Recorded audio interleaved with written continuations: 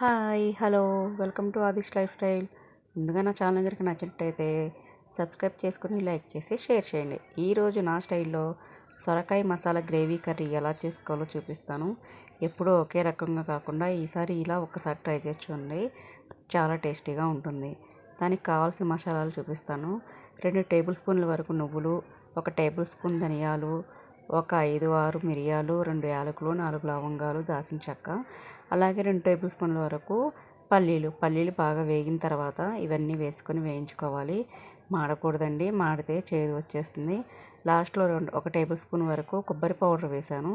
ఇవన్నీ పక్కన పెట్టేసుకొని స్టవ్ మీద ఒక కళాయి పెట్టేసుకొని 2 లేదా 3 టేబుల్ స్పూన్ల వరకు ఆయిల్ వేసుకోవాలి.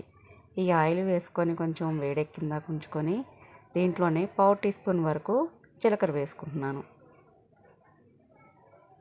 ఈ జీలకర్ర వేగిన తర్వాత సన్నగా తరిగి పెట్టుకున్న ఉల్లిపాయలు, 2 పెద్ద సైజు ఉల్లిపాయలు సన్నగా తరిగి వేసుకున్నాను. చూసారా, ఇవి కొంచెం గోల్డెన్ కలర్ వరకు వేయించుకోవాలి. దీంట్లోనే ఒక 1/4 టీ స్పూన్ వరకు పసుపు వేసుకుంటున్నాను.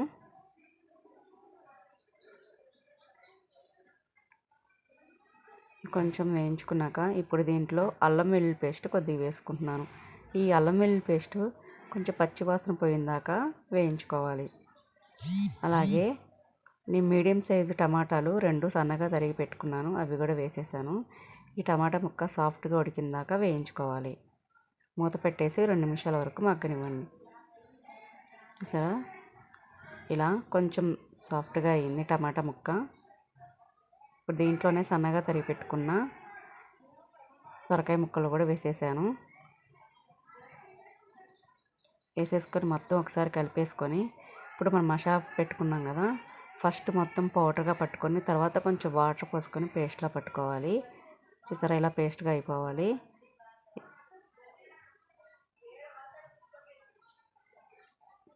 ఇది ఇలా వేసేసుకొని కొద్దిగా ఉప్పు, కారం మీ టేస్ట్కి తగ్గట్టు వేసుకోండి. నేను 1 టేబుల్ స్పూన్నర వరకు కారం వేసాను. కొద్దిగా ఉప్పు వేసేసుకొని దీంట్లోనే మొత్తం కలిపేసుకొని ఒకసారి వాటర్ పోసుకొని ఉడకబెట్టేసుకోవాలి. సొరకాయ ముక్కలు ఉడకడానికి వాటర్ కావాలి, గ్రేవీ కావాలి కదా. ఇప్పుడు 2 నిమిషాలు మగ్గనిచ్చాక దీంట్లో వాటర్ పోసుకుందాము.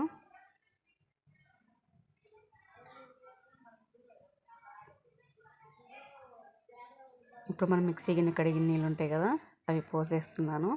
అంటే 1 కప్పున్నర వరకు పోసుకోవచ్చు. ఇంకా కొన్ని వాటర్ పోస్తాను. మీడియం ఫ్లేమ్లో పెట్టేసుకొని కర్రీని బాగా ఉడికించుకోవాలి. లేత సొరకాయ అయితే తొందరగా ఉడికిపోతుంది.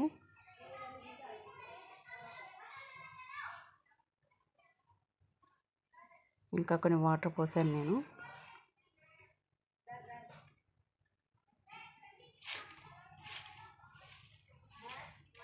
చూసారా, ఇలా పోసుకోవాలి. మొత్తం కలిపేసుకొని ఒకసారి